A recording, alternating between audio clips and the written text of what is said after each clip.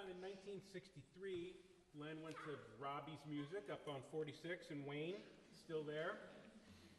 But this Gibson J45 acoustic, a couple $100. That was a lot of money for a guitar back then, but he'd been through some crummier models and wanted a pretty decent, kind of almost professional quality guitar. And it's not the Antiques Roadshow surprise that's going to make me rich, but it's a pretty good, solid working instrument, and I made my living with it for a long time. It's been in the family longer than I have, and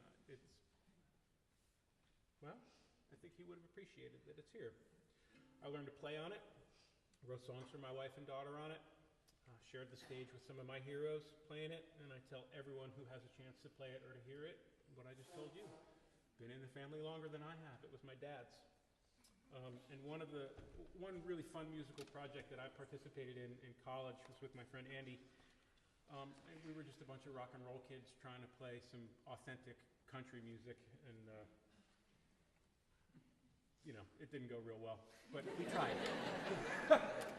But we tried. And we spent a lot of hours listening to my folks' music, and we were rock and roll kids again, so like we knew Hank Williams and we knew Willie Nelson and maybe even a little Buck Owens, but my dad had a record collection that went much, much deeper than that, to like the Mac Wiseman song you just heard, and Louvin Brothers and Jimmy Rogers, and really obscure and interesting old gospel artists that really opened our eyes to a lot of other stuff. Andy doesn't really know anything about Birds.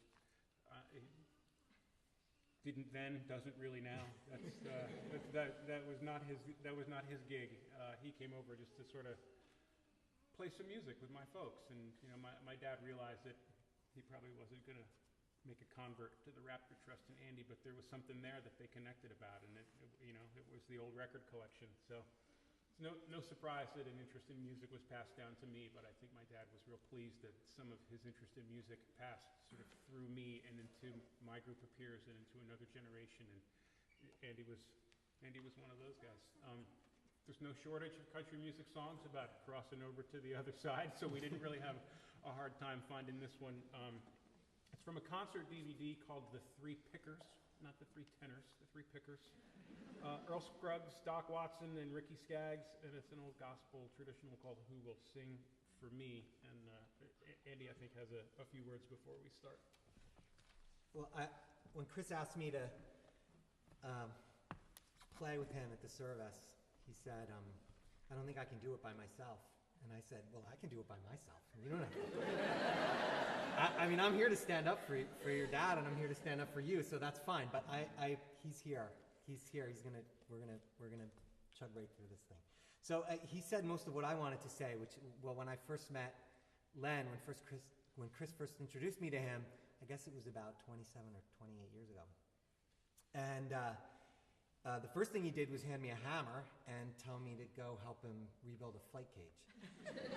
But I wasn't very good at that either. So our mutual respect and connection came inside the house, where, in addition to a lot of trays of dead mice, some eaten already and some not, and all those gemstones, was this wonderful musical spirit that we really connected on, and we did spend a lot of time singing and playing together also with Diane, who plays the piano.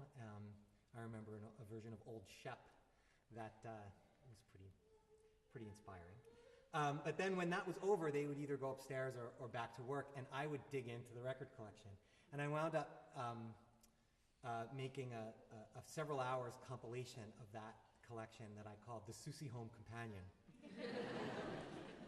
Because that reflected to me the spirit in the house. And whenever I saw Len next, whether it was an hour later or 6 months later, he would say, "Did you get little Jimmy Dickens singing 'Take an Old Cold Tater and Wait'?" He had this love for that collection and the funny little songs on it.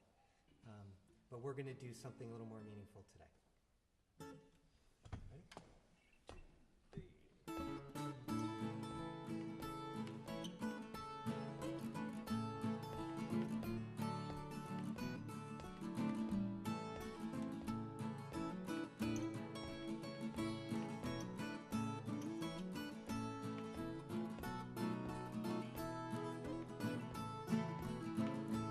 Oft I sing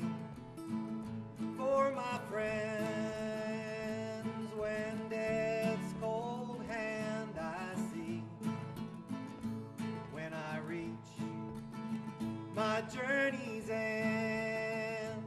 Who will sing one song for me? I wonder who will sing for me when I'm called to cross that silent sea. Who will sing for me?